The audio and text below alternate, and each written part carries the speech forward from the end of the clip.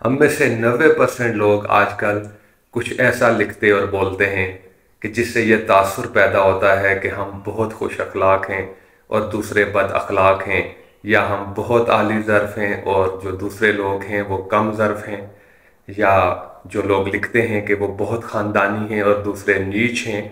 तो मैं कभी कभी सोचता हूँ कि अगर 100% लोग आली ज़र्फ़, ख़ानदानी और खुश अखलाक हो गए हैं तो ये माशरा जन्नत का नमूना क्यों नहीं बन जाता। और अगर 100% लोग नीच, कम ज़र्फ़ और बद अखलाक हो गए हैं तो ये माशरा बर्बाद क्यों नहीं हो जाता। तो ऐसा नहीं होता, माशरे में हर दो तरह के लोग हमेशा मौजूद होते हैं। एक सवाल अक्सर पूछा जाता है कि फ़्रॉड से कैसे बचा जाए।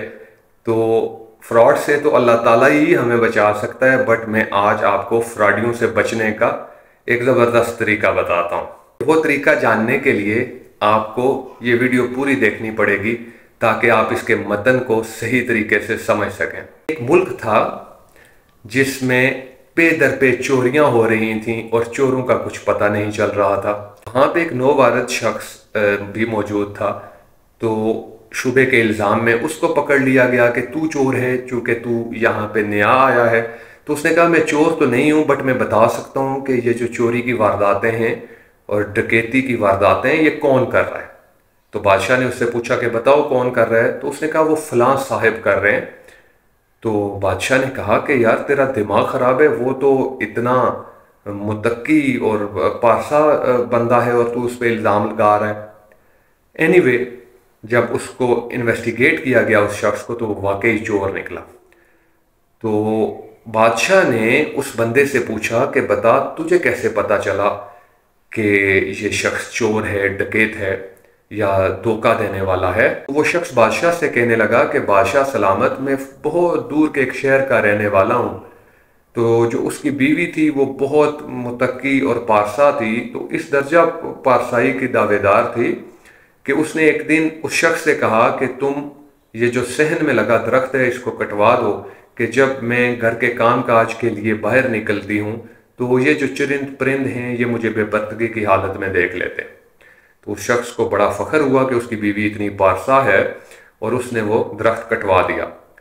तो एक बार वो बेवक्त अपने घर आ गया तो उसने अपनी बीवी को एक और शख्स के साथ नाकाबिले एतराज़ हालत में देख लिया। तो उसने उसको डाइवोर्स भी कर दिया और ऐसा दिल बर्दाश्ता हुआ कि वो शहर भी छोड़ के चला गया।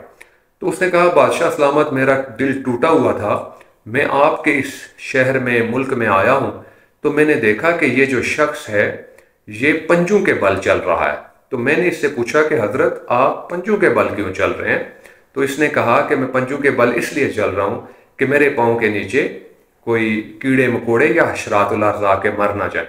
तो चूंकि मैं पहले से डसा हुआ हूँ तो मुझे पता है कि जो ज़रूरत से ज़्यादा पारसाई का दावा और दिखावा करते हैं वो फ्रॉड होते हैं, वो रॉन्ग नंबर होते हैं। तो आप भी अपनी ज़िंदगी में रॉन्ग नंबर्स को पहचानने के लिए ये ज़रूर देखिए कि कहीं वो ज़रूरत से ज़्यादा पारसाई का दावा और दिखावा तो नहीं कर रहे।